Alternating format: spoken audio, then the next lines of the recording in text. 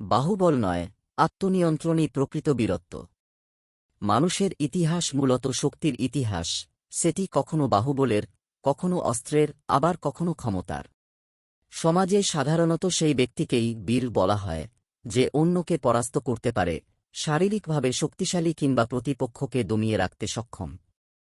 হোক তা কুস্তির ময়দান কিংবা ক্ষমতার লড়াই, বিজয়ী সেখানে বীর হিসেবে পরিচিত হয়। কিন্তু ইসলাম মানুষের এই চিরাচরিত ধারণাকে আমূল পাল্টে দিয়েছে। ইসলাম বাহ্যিক শক্তির চেয়ে আত্মিক শক্তিকে বেশি গুরুত্ব দিয়েছে।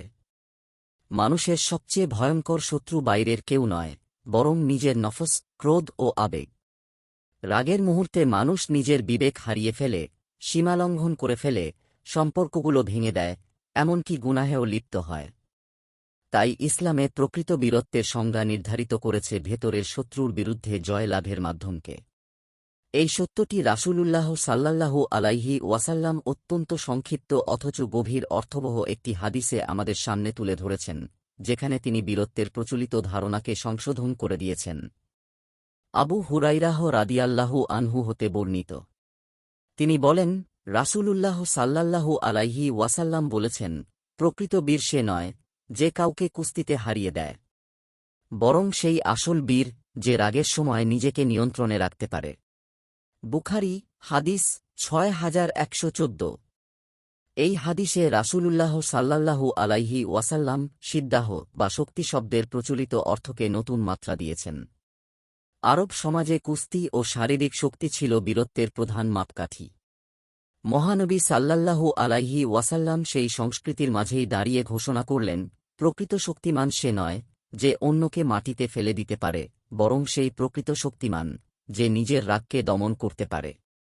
ইমাম নববী রহমাতুল্লাহ আলাইহি বলেন, এই হাদিসে স্পষ্ট করা হয়েছে যে রাগ দমন করা আত্মসংযমের সর্বোচ্চ স্তর। কারণ রাগ মানুষকে অন্যায় ও সীমালঙ্ঘনের দিকে ঠেলে দেয়। শরহু সহিহ মুসলিম। ইবনে হাজর আলাসকালানী রহমাতুল্লাহ আলাইহি বলেন, রাগের সময় মানুষ যখন প্রতিশোধ নেওয়ার পূর্ণ সক্ষমতা রাখে, অথচ আল্লাহর সন্তুষ্টির জন্য নিজেকে সংযত রাখে, এটাই প্রকৃত বীরত্ব। ফাতহুল বারী। ইমাম গাজালী রহমাতুল্লাহ আলাইহি তাঁর ইহিয়াউ উলুমিদ্দিন গ্রন্থে উল্লেখ করেন, রাগ মানুষের চারিত্রিক ভারসাম্য নষ্ট করে দেয়, এবং শয়তান এই অবস্থাকেই সবচেয়ে বেশি কাজে লাগায়। তাই রাগ দমন করা মানে শয়তানের বিরুদ্ধে বিজয় লাভ করা। পবিত্র কোরআনুল কারিমেও এই চরিত্রের প্রশংসা করে বলা হয়েছে, আর তারা নিজেদের ক্রোধ সংবরণ করে এবং মানুষের প্রতি ক্ষমাশীল হয়। সূরা আলে ইমরান, আয়াত ১৩৪। এ থেকে বোঝা যায়, ইসলামে বীরত্ব মানে দাপট নয়, বরং দায়িত্বশীল সংযম, আক্রমণ নয়, বরং আত্মনিয়ন্ত্রণ, প্রতিশোধ নয়, বরং ক্ষমা। যে ব্যক্তি রাগের মুহূর্তে নিজের নফসকে পরাস্ত করতে পারে, সেই আল্লাহর কাছে সত্যিকার অর্থে শক্তিমান ও মর্যাদাবান। মহান আল্লাহ আমাদের সকলকে নিজের নফসকে নিয়ন্ত্রণ করে নববী আদর্শের আলোকে জীবন পরিচালনা করার তাওফিক দান করুন। আমিন। লেখক, প্রাবন্ধিক ও অনুবাদক। নিয়মিত ইসলামিক এবং স্বাস্থ্য বিষয়ক ভিডিও পেতে লাইক, কমেন্ট, ফলো এবং চ্যানেলটি সাবস্ক্রাইব করে পাশে থাকবেন। মহান আল্লাহ আপনাকে উত্তম যা দান করুক। আমিন।